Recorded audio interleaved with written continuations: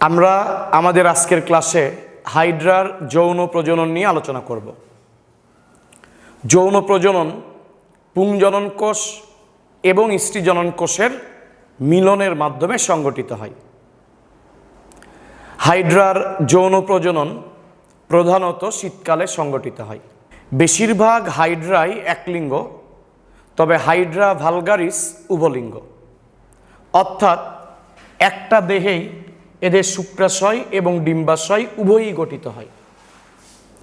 Hydra ভালগারিসের দেহকাণ্ডের উপরের অর্ধাংশে 1 থেকে 8টি মোচাকৃতির টেস্টিস বা শুক্রাশয় গঠিত হয়। 1 থেকে 8টি মোচাকৃতির টেস্টিস বা শুক্রাশয় গঠিত হয় এবং দেহকাণ্ডের নিচের দিকে 1 থেকে 2টি গোলাকার ওভারি বা ডিম্বাশয় গঠিত হয়। শুক্রাশয় এদের 1 থেকে 8টি গঠিত হয়।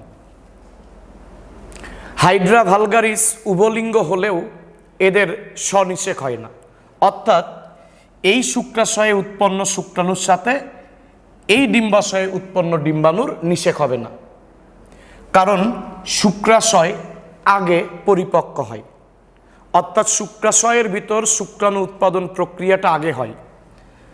এই শুক্রাশয় যখন পরিপক্ক হয় তখন এই ডিম্বাশয় পরিপক্ক হয় না, ফলে এই শুক্রাশয়ে উৎপন্ন শুক্রাণুর সাথে এই ডিম্বাশয়ে ডিম্বাণুর নিষেক হবে না। হাইড্রা ভালগারিস উভলিঙ্গ হলেও এদের স্বনিষেক হয় না, কারণ এই শুক্রাশয়ে যখন শুক্রাণু উৎপাদন শুরু হয় তখন এই ডিম্বাশয়ে ডিম্বাণু উৎপাদন শুরু হয় না, অর্থাৎ এদের শুক্রাশয় আগে পরিপক্ক হয়, ডিম্বাশয় পরে পরিপক্ক হয়, এদের পর নিষেক হয়। অর্থাৎ এই হাইড্রার এই শুক্রাশয়ে উৎপন্ন শুক্রাণুর সাথে অন্য আরেকটি হাইড্রার ডিম্বাশয়ে উৎপন্ন ডিম্বাণুর নিষেক হবে, অর্থাৎ এই শুক্রাশয়ের শুক্রাণুর সাথে অন্য আরেকটি হাইড্রার এই যে ডিম্বাশয় এখানে উৎপন্ন ডিম্বাণুর নিষেক হবে।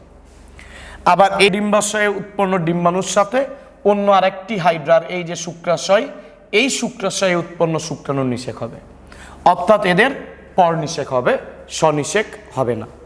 যৌন প্রজনন পুংজনন কোষ এবং স্ত্রীজনন কোষের মিলনের মাধ্যমে সংগঠিত হয়। তো জনন কোষ তৈরির প্রক্রিয়াকে গ্যামেটোজেনেসিস বলে। গ্যামেট অর্থ জনন কোষ, জেনেসিস অর্থ তৈরি, অর্থাৎ জনন কোষ তৈরির যে প্রক্রিয়া সেটাকে গ্যামেটোজেনেসিস বলে। স্পার্ম অর্থ শুক্রাণু, তাহলে শুক্রাণু তৈরির প্রক্রিয়াকে কি বলা হবে? স্পার্মাটোজেনেসিস। আর ডিম্বাণু তৈরির প্রক্রিয়াকে বলা হবে উজেনেসিস। উ বা উন শব্দের অর্থ হলো ডিম্বাণু, আর জেনেসিস মানে তৈরি, তাহলে ডিম্বাণু তৈরির প্রক্রিয়াকে বলা হবে উজেনেসিস। আমরা এবার স্পার্মাটোজেনেসিস এবং উজেনেসিস প্রক্রিয়া নিয়ে আলোচনা করব। তো প্রথমেই স্পার্মাটোজেনেসিস প্রক্রিয়া। শুক্রাশয়ের অভ্যন্তরে কিছু ইন্টারস্টিশিয়াল কোষ স্পার্ম মাদার সেল বা শুক্রাণু মাতৃকোষে পরিণত হয়। এরপর এই স্পার্ম মাদার সেলগুলো মাইটোসিস প্রক্রিয়ায় বিভাজিত হয়ে স্পার্মাটোগোনিয়া কোষ সৃষ্টি করে। এরপর স্পার্মাটোগোনিয়া কোষগুলো পুষ্টি উপাদান সঞ্চয় করে আকারে বড় হয়, অর্থাৎ এরা আকারে বৃদ্ধি পায়, অর্থাৎ পরিণত হয় এই কোষগুলো। তখন এই কোষগুলোকে বলা হয় স্পার্মাটোসাইট। এরপর স্পার্মাটোসাইটগুলো মিওসিস প্রক্রিয়ায় বিভাজিত হয়ে তৈরি করে স্পার্মাটিড। স্পার্মাটিড। তো ইন্টারস্টিশিয়াল কোষগুলো ডিপ্লয়েড, অর্থাৎ স্পার্ম মাদার সেলগুলো তাহলে ডিপ্লয়েড হবে। এখান থেকে মাইটোসিসের মাধ্যমে যে স্পার্মাটোগোনিয়া কোষ তৈরি হবে এগুলোও ডিপ্লয়েড হবে, কারণ মাইটোসিসে অপত্য কোষ এবং মাতৃকোষের ক্রোমোজোম সংখ্যা সমান সমান থাকে। এরপর স্পার্মাটোগোনিয়া কোষ বিভাজিত হয়ে নয়, পুষ্টি উপাদান সঞ্চয় করে পরিণত হবে, তখন এদেরকে আমরা বলবো স্পার্মাটোসাইট। এই কোষগুলো ডিপ্লয়েড হবে। স্পার্মাটোসাইট মিওসিস প্রক্রিয়ায় বিভাজিত হয়ে স্পার্মাটিড তৈরি করবে। আমরা জানি মিওসিস হ্রাসমূলক বিভাজন, এখানে ক্রোমোজোম সংখ্যা হ্রাস পায়, ফলে ডিপ্লয়েড স্পার্মাটোসাইট কোষ থেকে হ্যাপ্লয়েড স্পার্মাটিড তৈরি হবে, ক্রোমোজোম সংখ্যা এখানে অর্ধেক কমে যাবে। এরপর স্পার্মাটিডগুলো রূপান্তরিত হয়ে তৈরি করবে স্পার্ম বা শুক্রাণু। হাইড্রার স্পার্ম বা শুক্রাণু নিউক্লিয়াস যুক্ত স্ফীত মস্তক, সেন্ট্রিওল যুক্ত এই যে মধ্যখণ্ড এবং লেজ নিয়ে গঠিত, এবং শুক্রাণুগুলো এই লেজের সাহায্যে সাঁতরে ডিম্বাণুর কাছে যায়। হাইড্রার ডিম্বাণু উৎপাদন প্রক্রিয়াকে উজেনেসিস বলে। আমরা এবার ডিম্বাণু উৎপাদন প্রক্রিয়া বা উজেনেসিস নিয়ে আলোচনা করব। হাইড্রার ডিম্বাশয়ের অভ্যন্তরে কিছু ইন্টারস্টিশিয়াল কোষ এগ মাদার সেল বা ডিম্বাণু মাতৃকোষে পরিণত হয়। পরবর্তীতে এই এগ মাদার সেলগুলো মাইটোসিস প্রক্রিয়ায় বিভাজিত হয়ে উগোনিয়া কোষ তৈরি করে। কতগুলো উগোনিয়া কোষ, আমরা ধরে নিলাম যে এগুলো উগোনিয়া কোষ। তো কতগুলো উগোনিয়া কোষের কেন্দ্রের দিকে যে উগোনিয়া কোষ থাকে সেটা পুষ্টি উপাদান সঞ্চয় করে আগে বড় হয়, এবং বড় হওয়ার পর সে তার আশেপাশের ছোট ছোট কোষগুলোকে গলদকরণ করে বা ভক্ষণ করে বা খেয়ে ফেলে, খেয়ে নষ্ট করে দেয়। এবং এই বড় কোষটার নাম হলো উসাইট। কেন্দ্রের দিকে যে কোষটা বড় হলো এবং বাকি কোষগুলো, বাকি ছোট কোষগুলোকে ভক্ষণ করলো, এই বড় কোষটাকে বলা হয় উসাইট। তো ইন্টারস্টিশিয়াল কোষ ডিপ্লয়েড, তাহলে এগ মাদার সেল ডিপ্লয়েড হবে, উগোনিয়া কোষ ডিপ্লয়েড, উসাইট হবে ডিপ্লয়েড। এরপর এই উসাইট মিওসিস প্রক্রিয়ায় বিভাজিত হয়ে তৈরি করবে উটিড, এবং উটিড পরে রূপান্তরিত হয়ে তৈরি করবে ডিম্বাণু। এদের ডিম্বাণু গোলাকার, হাইড্রার ডিম্বাণু গোলাকার। আমরা এবার হাইড্রার ফার্টিলাইজেশন বা নিষেক পদ্ধতি নিয়ে আলোচনা করব। শুক্রাশয়ের অভ্যন্তরে শুক্রাণু তৈরির পর শুক্রাণুর চাপে এই যে শুক্রাশয়ের যে সরু অগ্রভাগ, যেটাকে নিপল বলে, এই নিপলটা ফেটে যায়, এবং তখন শুক্রাশয়ের ভিতর থেকে শুক্রাণুগুলো পানিতে বের হয়ে যায়। অপরদিকে ডিম্বাশয়ের অভ্যন্তরে ডিম্বাণু তৈরির পর ডিম্বাশয়ের কিছু অংশের বহি আবরণ ছিঁড়ে যায়, যাতে ওই দিক দিয়ে শুক্রাণু ডিম্বাশয়ের অভ্যন্তরে ঢুকতে পারে। এবং এই সময় ডিম্বাণু যেন ক্ষতিগ্রস্ত না হয়, সেই জন্য ডিম্বাণুর চারিদিক দিয়ে জিলাটিনের আবরণ সৃষ্টি হয়। জিলাটিন নামক প্রোটিন দ্বারা তৈরি আবরণ সৃষ্টি হয়, জিলাটিন আবরণ সৃষ্টি হয়, এবং অসংখ্য শুক্রাণু ডিম্বাণুর সাথে মিলিত হওয়ার জন্য ডিম্বাণুর দিকে অগ্রসর হয়। অসংখ্য শুক্রাণু ডিম্বাণুর সাথে মিলিত হওয়ার জন্য ডিম্বাণুর দিকে অগ্রসর হয়, এবং শুধুমাত্র একটি শুক্রাণু তার মস্তকে যে নিউক্লিয়াস আছে তার সাথে ডিম্বাণুর এই নিউক্লিয়াসের মিলন হয়, হয়ে ডিপ্লয়েড জাইগোট তৈরি হয়, এবং বাকি শুক্রাণুগুলো 24 থেকে 48 ঘন্টার মধ্যে মারা যায়। যদি এই ডিম্বাণুর সাথে কোনো শুক্রাণু মিলিত না হয় তাহলে ডিম্বাণুটাও অল্প দিনের মধ্যে মারা যাবে। এখন প্রশ্ন, কোন শুক্রাণুর সাথে ডিম্বাণুর নিষেকটা আগে হবে? যে শুক্রাণুর ক্যাপাসিটেশন আগে হয় সেই শুক্রাণুর সাথে ডিম্বাণুর নিষেক হয়। ক্যাপাসিটেশন কি? শুক্রাণু তার মস্তক অঞ্চলে থেকে কিছু উপাদান অপসারণ করে তার মাথা বা মস্তকের ওজন বা লোড বা ভার কমায় নেয়, যাতে স্পিড বাড়ে, যাতে সে দ্রুত গতিতে ডিম্বাণুর কাছে পৌঁছাতে পারে।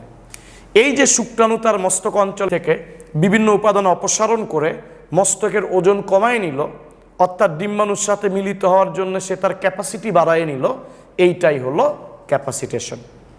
আর যেহেতু হাইড্রার নিষেক ডিম্বাশয়ের অভ্যন্তরে হয়, সেহেতু এদের নিষেকটাকে আমরা অন্তঃনিষেক বলবো, ইন্টারনাল ফার্টিলাইজেশন বলবো। এবার আমরা হাইড্রার ডেভেলপমেন্ট বা পরিস্ফুটন নিয়ে আলোচনা করব। প্রথমেই আমরা জানব পরিস্ফুটন কি। যে সকল পর্যায়ক্রমিক পরিবর্তনের মাধ্যমে এককোষী জাইগোট থেকে শিশু প্রাণী সৃষ্টি হয় তাকে ডেভেলপমেন্ট বা পরিস্ফুটন বলে। ডিম্বাশয়ের অভ্যন্তরে জাইগোট সৃষ্টির পর প্রথমে জাইগোট বিশ্রামে থাকে। বিশ্রাম দশা শেষ হলে জাইগোট মাইটোসিস প্রক্রিয়ায় বিভাজিত হয়, হয়ে প্রথমে দুইটা কোষ তৈরি করে। এই যে মাইটোসিস প্রক্রিয়ায় বিভাজিত হয়ে দুইটা কোষ তৈরি করে। এরপর আরও বেশ কতবার মাইটোসিস হয়, কোষের সংখ্যা আরও বেড়ে যায় এবং কোষের সংখ্যা বেড়ে গিয়ে ভ্রূণ যখন গোলাকার নিরেট আকার ধারণ করে তখন একে আমরা বলবো মরুলা।